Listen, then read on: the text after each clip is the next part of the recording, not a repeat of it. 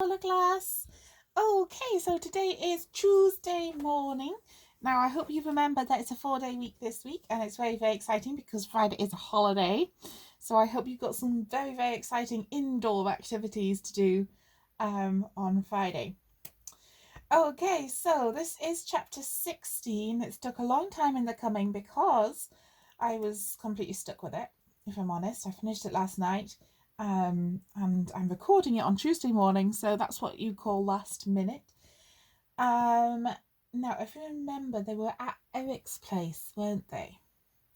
And they were going to do the swap. Well, they were going to pretend to do the swap for Taurus, and the Lavellan swapped for Darwin. And their plan was to actually go home with all of them somehow.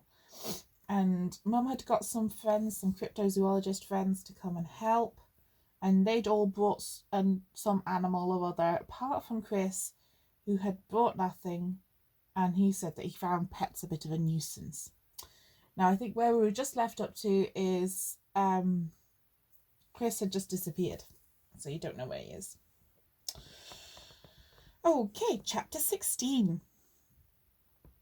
I couldn't raise the question with Mum about where Chris had gone because she was looking at the house intently. Her lips were pursed shut, and I wouldn't be able to get any answers yet. Besides, I should be concentrating on the matter in hand. I clutched the Lavellan in his carrier, as though some kind of strength might be shared from him. I might need it. I saw Eric step leisurely from the front door, a smug smile plastered across his face. I felt my cheeks flare up in anger or hurt or something as I saw what he was pulling. At the end of a short chain that Eric was clutching was Darwin, but he didn't look like my Darwin. His prancing step was subdued, and his head was not held as high as usual. Perhaps this was because the chain was twisted around his nose to act like a muzzle. I felt a mixture of guilt and anger. No, not just anger. A deep fury that built up inside my stomach, making me feel sick, and rose to my head. And mixed with the guilt that I should have stopped them taking Darwin was almost too much. I leant against the car for support. How dare he treat Darwin like that? Mum was a model of calm.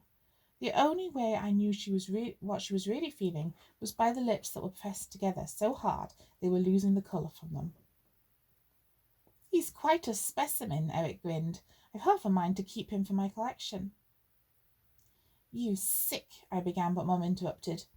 We've got the water ball and the Lavellan here, she said, her voice strained and clipped. Don't make it so our journey was useless. Eric's grin deepened, and it was a few moments before he spoke again. No, of course not, he said at last. A deal's a deal. Besides, I'm getting 2 for the price of 1. He nodded over to the 2 grown men who were readying their tranquilizer guns. The sight of them made me shiver. I felt like I was getting feverish with all these emotions rushing through me, more emotions than I'd ever experienced before. More variety of emotions, anyway. George, Mum shouted, and then turned back to Eric. I need someone to drive the lorry. Of course, Eric cooed, making my stomach turn even more. George jumped down from the lorry. Because the vehicle had turned around, I couldn't see the cab, where no doubt Carol was hiding. Chris's disappearance still puzzled me, but I didn't have a chance to think about it as George prepared to open the lorry. I wasn't sure what I was expecting when the door was opened, whether Taurus or whatever else was in the lorry would charge out. Instead, all the gathered people peered into the vehicle from where they were standing, but the only animal anyone could see was Taurus. The immense water ball stirred slightly and turned to face us. His placid face took everything in around him, and he cautiously stepped back towards George as he secured the ramp. I held my breath, wondering if the ramp would actually be holding Taurus's weight. First 1 foot, then another, and then the back hooves touched the ramp. I let out a sigh of relief when the water ball was entirely on the ground. Eric smiled, his eyes judging what he probably saw as just another trophy for his collection. The thought of his collection made me sick, and I tried to focus my mind by imagining imagining us all, me, Mum, the animals, back at the cottage enjoying the peace and quiet. Taurus could tell something was off, I was sure. There wasn't the same giddiness in his muscles that I'd noticed before, and his head was lowered while he stared at Eric. Maybe he had seen Darwin and how he was being treated, but there was something sending warning messages to his brain. He stopped advancing when he came to me and Mum, towering over us both. I could feel the hot air from his nostrils as he started snorting. Then his head lowered even more. But this wasn't lowering like he was about to eat the grass. His eyes kept staring straight ahead, and he was getting his gigantic horns into a fighting position. His front feet twitched, and he stomped them each in turn, slowly at first, and then getting faster. This was a different side to Taurus I'd ever seen before, and by the look on Mum's face, she was thinking the same.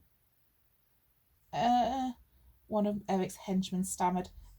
What's it doing? He's getting ready to charge, Eric smiled, as though he hadn't realised that he was in the animal's path. The smile grew into a grin, which reached his eyes, lighting them up in a fiery way which did nothing to soothe Taurus's spirit.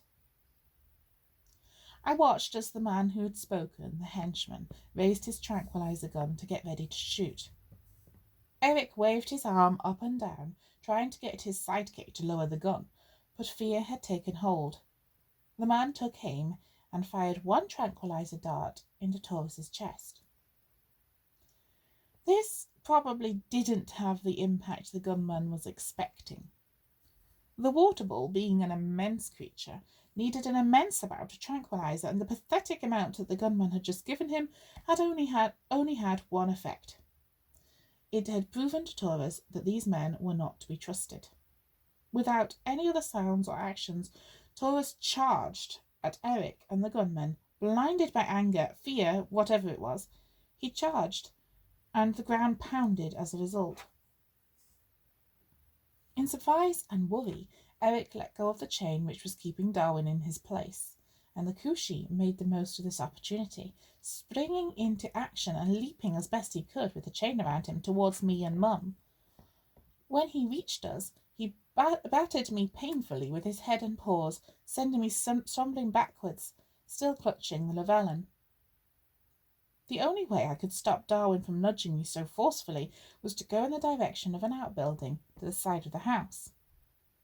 I reluctantly walked backwards in that direction, and every time I tried to skirt around the side, Darwin's pushes would become even more forceful. To tell the truth, however, I was just so pleased to have Darwin near me, I went along with it without much fuss. When we reached the outbuilding, I had to open the barn door, face being battered with Darwin's enormous paws again and again. Once inside, I didn't have much chance to look around, as I heard 3 gunshots being fired from where we had just been. Not tranquilizers. These sounded like real, deadly guns. No matter how hard I tried, I could not get past Darwin to see if my mum was all right. I was trapped inside the outbuilding with Darwin and the Lavellan, while my mum was in danger. And that is the end of the chapter.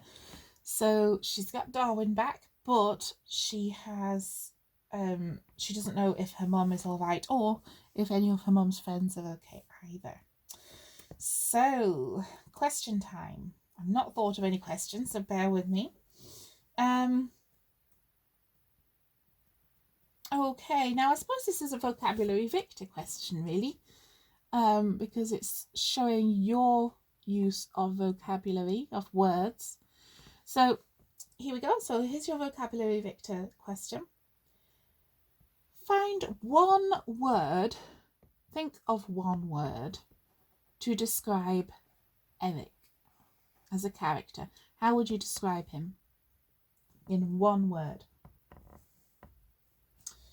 Okay, your next question is... Well, this is a mixture between Rex Retriever and Inference Iggy, because the answer is in the text, so it shouldn't be too difficult. Why do you think Taurus was very wary of Eric. So he got out of the lorry and he wasn't his usual self, was he?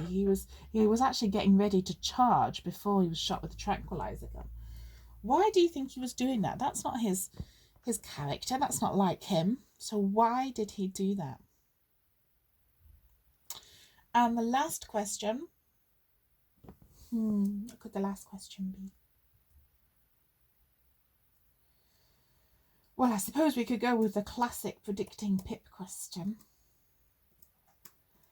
What do you think is going to happen next? So at the moment, the main character is stuck in this outbuilding, and Darwin's not going to let her out because clearly he thinks it's too dangerous.